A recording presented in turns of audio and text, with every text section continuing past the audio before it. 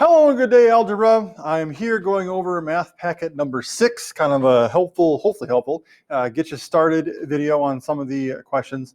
Of course, if you have further questions about it, you can email me, talk to me during class or whatever. Again, I did post the electronic copy of this on Google Classroom. If you don't have a printer or don't want to worry about it quite just yet because it's not due until January 26th, you will get a paper copy of this in school when you come back the 11th. We just won't spend a class period talking about it because I'm going over it now. Okay, so the first question, logic question. John is biking at a rate of 15 miles per hour. Since I threw the word rate in here, that's kind of a hint that you're going to be doing some unit conversion. Okay, there are 5,280 feet in a mile, just in case you didn't know. On average, how many feet does John travel in 1 minute? So the given rate is 15 miles in 1 hour, and your job is to do some conversions to get it down to feet per minute. Okay, feet per minute. And there are a couple different ways you can start. You can start by saying, well, 15 miles is how many feet, and that's where that conversion comes in handy there. Deal with your numerator first. Or you could say, well, I know that 15 miles in 1 hour is the same as 15 miles in 60 minutes, because 1 hour is equal to 60 minutes, and then work your way down to 1 minute here as a final answer. So a couple different ways that you could attack it, but either way, you are setting up a rate 15 miles per hour and then using conversions going from miles to feet and hours to minute to answer how many feet does he travel in 1 minute. Okay. Logic question number 2, longer one here. It says, you are running a raffle to raise funds for your community. You have 100 raffle tickets to sell, and to make things interesting, you add a little twist. Each ticket is numbered 1 to 100, and the purchasing price of each ticket depends on its number. Tickets 1 through 5 are each 5 cents, 6 through 10 are each 10 cents, 11 through 15 are each 15 cents, and so on. Continuing this pattern, it works out that tickets 96 to 100 are each $1. Buyers will reach into a box and pay the price that corresponds to the ticket number that they pull. So you might end up getting a really cheap ticket or a really expensive ticket. How much money will you bring in from the sale of all 100 tickets? So there are a couple of different ways to attack this. Definitely want to keep yourself organized. If you are an Excel pro, there's a really nice way you can set this up in Excel to help you. If you do go that route, if you do use a computer program or show your work, do your work someplace else, make sure that you do explain why your answer makes sense. If you're able to print out your work and attach it or regurgitate it here on the page or explain it in words. If you simply write, I did my work on Excel, it's not going to fly. Okay? I just see some evidence of what was done. But anyway, so it might be just as easy to do it on paper here, because basically what we're looking at here is that tickets 1 through 5, okay, each being 5 cents, the sale of all 5 tickets will get you a 25-cent profit, right? 5 tickets, each 5 cents, 5 cents times 5, 25 cents. Tickets 6 through 10, which are each 10 cents, selling all 5 of those tickets will get you 50 cents in profit. Tickets 11 through 15, each are 15 cents. Selling all 5 of those, 15 cents times 5, gives you 75 cents. You can probably see a pattern developing here, but continuing it just one more level here. Tickets 16 through 20, which will each be 20 cents. Selling all 5 of them at 20 cents a piece will get you $1 in profit. So the pattern is definitely, the selling of each group of 5 gets you an increase of 25 cents. Okay. Now, this is not to say that if we sell tickets 1 through 20, we only come away with $1 profit. No, it's 25 cents plus 50 cents plus 75 cents plus $1, right? Each group needs to be included. So you can kind of work with that pattern a little bit and extrapolate that down to 96 through 100, which you know are each going to be $1, okay?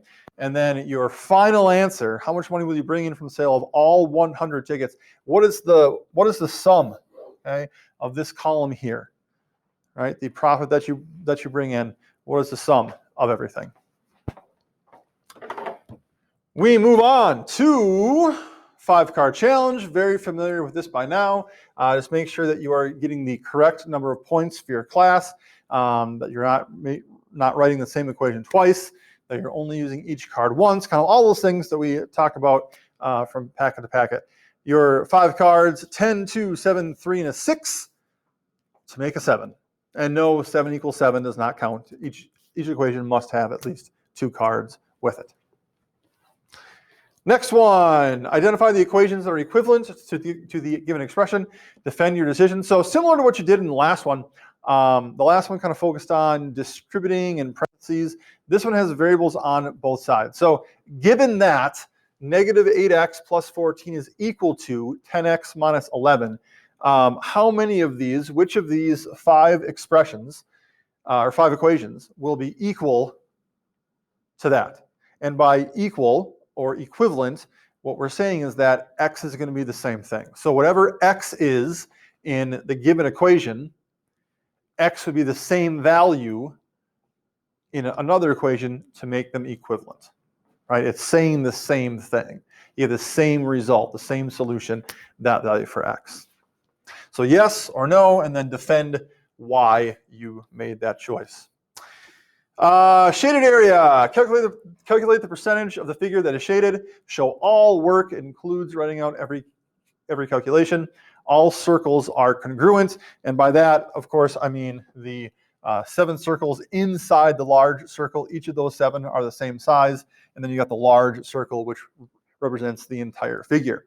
So, like other ones we've talked about, there is no formula for finding the area of the shaded region. We kind of have to get to it rather in indirect way.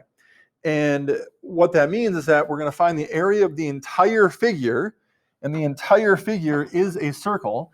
So we will need the area of a circle, which is pi times the radius squared. The radius of this large circle, I'll draw one going down right here. Actually, that's the diameter. The radius will be from the center to the edge. How are you going to find that, right? We know that the diameter of 2 circles together is 42. So from there, maybe you can figure out what the diameter of one circle is and go from that to the radius of one circle and then apply that to our situation here. That might be one way to go. Maybe use this 42, talking about now our next step, which is to find the area of all 7 circles. Find the radius of one circle. You don't have to find the area of all 7 necessarily, or all 7 separately, because they're all the same size. Find the area of one of those white circles, and then just multiply that by 7, and you'll have the area of all 7 circles together. Okay? So the fact that 2 circles together have a diameter of 42, figure out, well, what does that mean the diameter of one of those circles is?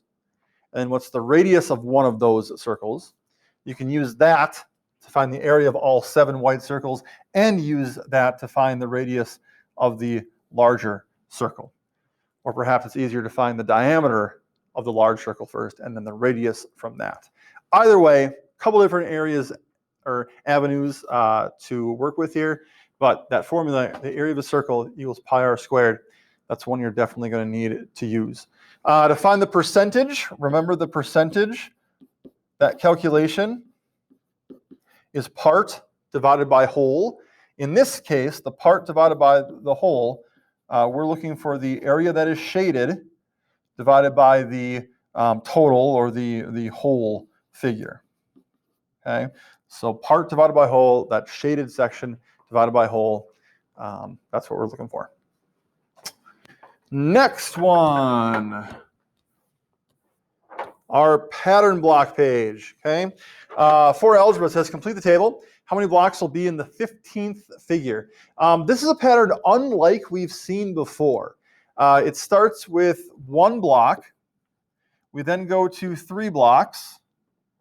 Then we go to 6 blocks. Then we go to 10. And here we have 15. 1, 3, 6, 10, 15. I give you 5 figures to look at here because the pattern isn't quite as obvious as some of the other ones that we've had. But take a look at it, work with it a little bit, see if you can figure it out. And then you are filling out the table through figure 10. And then how many blocks will be in the 15th figure? So you're extending that pattern a little bit further. All right, there we have it. any questions, you can contact me separately. Here we have our surface area question and dealing with a cone, okay? Now, for all of these, I'll remind you, you need the net of the figure with labeling each side. Cone doesn't really have sides, so to speak. It's got what's called lateral area or a slant height. This 19 here isn't the height of the cone, because it's not vertical, but it's what they call slant height, but it does still need to be labeled. And then find the figure's surface area. So for the net of a cone, think of an ice cream cone. If you kind of unwrap that, you've got the base circle, but this part here, okay, the pointy part, it kind of looks like a fairly wide triangle connected by a curved side. That might be the best one I've ever drawn ever. But it's got the curvature of the circle as well as the sides, so to speak, of a triangle. And then, of course, our base is a circle. Okay? That's not the best circle I've ever drawn. So the surface area of a cone is going to be the sum of the area of each of these figures. Well, we know that the area of a circle is pi r squared, okay? And the radius is given to you here. So labeling this, put the radius here, we'll call it 5. That 19, this part represents the slant height of that cone. Okay, so that's labeled there. And for this top section of a cone, the formula is pi times the radius times L, which represents the slant height. Okay? And the total surface area is going to be the sum of those two figures together. So you have the circle base and the coney, pointy part, where you put the ice cream in. Okay? Find the areas of each of those parts separately and then adding them together. So if you want the full formula for the total surface area of a cone, both pieces together, it's pi times the radius times the slant height plus pi times the radius squared. It gets a little bit lengthy, perhaps a little bit intimidating, so finding the areas separately and adding them together, that works too. Okay, that works too. Then we go on to volume of a cone, and like we saw with the relationship of a pyramid and a cube, a pyramid is 1/3 the volume of the cube it would be cut from. We see the same relationship with a cone and a cylinder.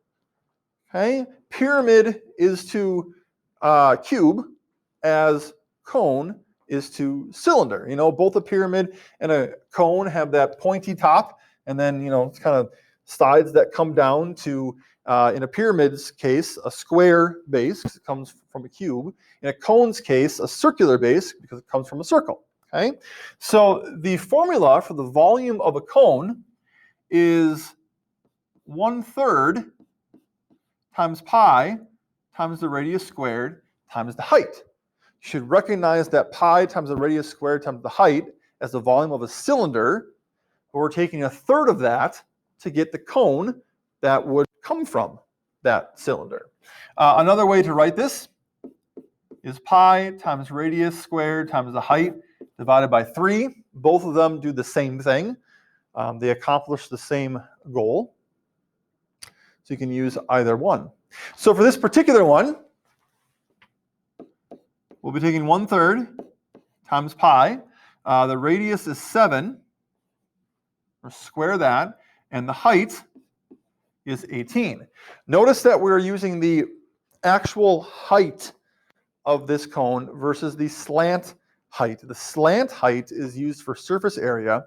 The height, that vertical line or vertical measurement connecting the top to the base at a right angle, that's the value that we want to use here. So I didn't even give you the slant height. I didn't want to confuse you, just like I didn't give you the vertical height on the last one because I didn't want to confuse you with surface area.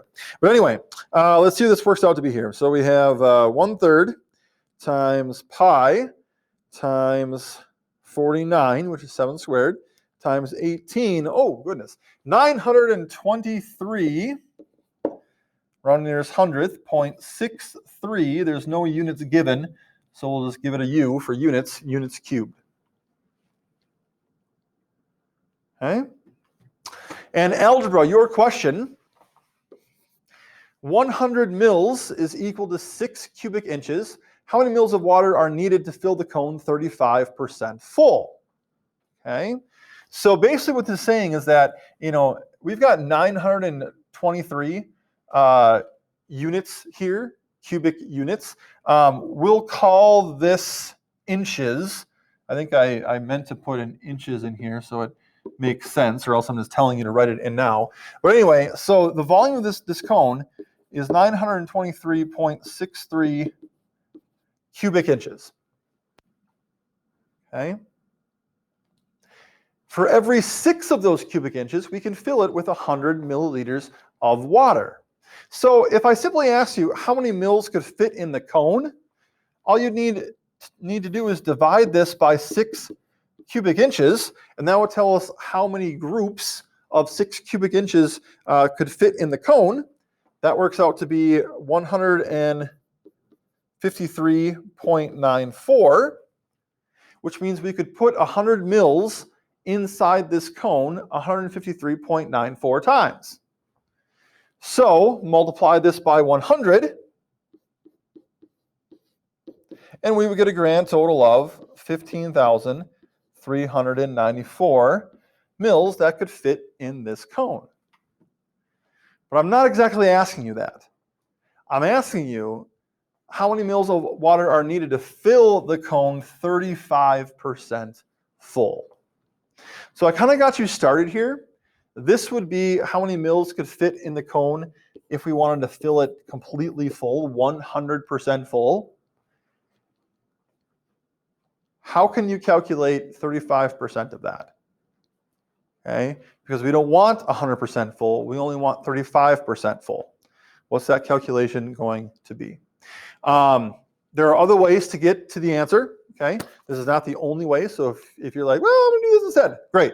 Just show your work, make sure it's all there, and then put your answer on the line. Next one, math exploration, Latin squares. A Latin square is a number, is a square with numbers 1 minus n, or 1 through n, not 1 minus n, 1 through n, such that each number is represented once in each row and column. Sometimes it's easier to see it with colors here. So if you look at this 9 by 9 Latin square with colors, it used to be on the wall of my classroom, the yellow kind of stands out best to me. So let's kind of focus on that one there. Notice that in each row, there's exactly one yellow square. Same thing can be said for each column. Each column has exactly one yellow square. And furthermore, each 3 by 3 square within the larger square has exactly one yellow square. And that's actually true for every single color that you see here. If you focus on the purples, there's only one purple in every row column. There's only one blue, only one red, only one green. Okay? And so your job is to create a 3 by 3, 4 by 4, and 5 by 5 Latin square using the templates below. Now, if you want to use colors, that's great. The danger is that if you mess up, it's not very easy to erase colors. So if you want to use numbers instead, that's perfect. So for this one, A 3 by 3, you're using the numbers 1 through 3 so that there's only 1 in every row and in every column. Let's kind of play around this a little bit. What if I put a 1 here? Well, let's put a 1, a 2, and a 3 here. We'll just kind of start that because that first row now has a 1, a 2, and a 3. My second row, well, my 1 can't go in this first square because I would make 2 1s in that first column. So I'll put my 1 over here. Maybe I'll put my 3 there and my 2 there. So far, so good. And then in my last row, I only have one option left. A 3, 1 goes here, and 2 goes there. I like it. Looks pretty good. Okay. If you're thinking, oh, that's like Sudoku, it pretty much is. Okay, pretty much is. In fact, this Sudoku here is a 9 by 9 Latin square, just with numbers. Okay. So the next one, you need to use the numbers 1 through 4. The next one, you need to use the numbers 1 through 5. I don't make you do a 6 by 6, but I thought this was really interesting. We have known and made and actually proved that 812 million, almost 813 million unique 6 by 6 squares exist. 813 million different ways to make a 6 by 6 Latin square.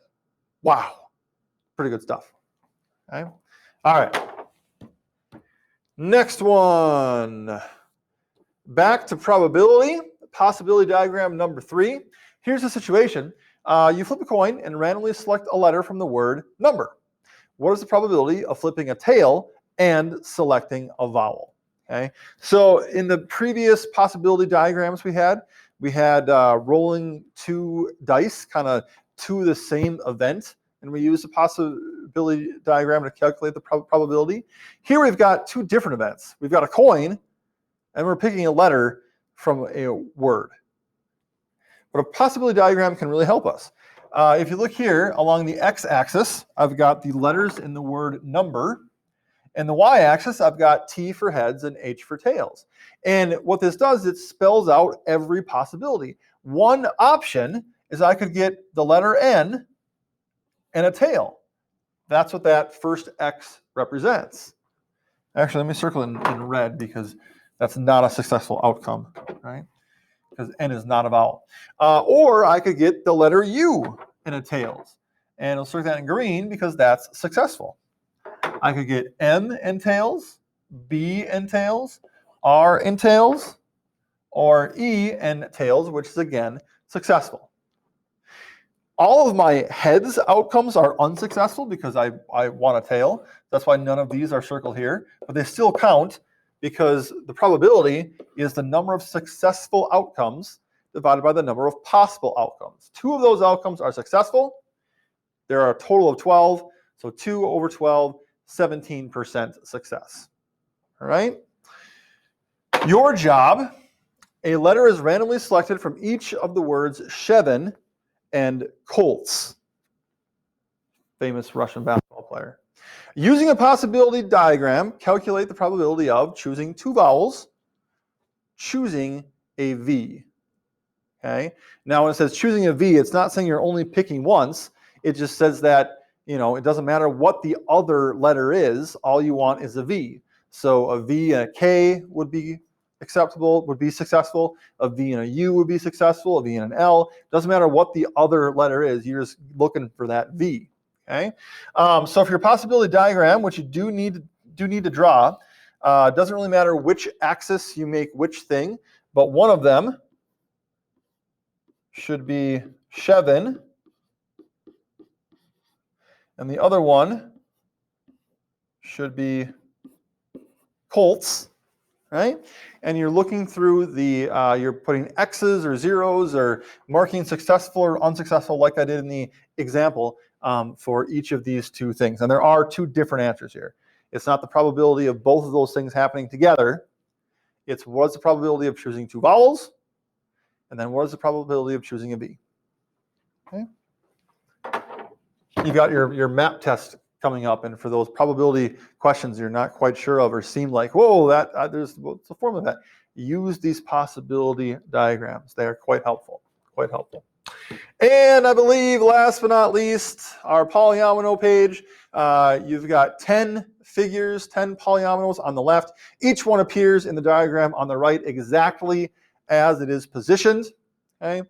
And so your job is to figure out where each one is. This could be a good floor plan of a house, like a pool in the middle here. Look at that. That's not part of the figure, right? That's like an open space. I should make that clear here. This section, okay, that's an open space. So watch out for that. All right, that wraps up math packet number 6. Hopefully that gives you kind of a good start, but if you have any other questions, do feel free to get in touch with me in person next week in school or email or whatever. So until we meet again, have a great day. Don't forget to like and subscribe, and good luck with math packet number 6.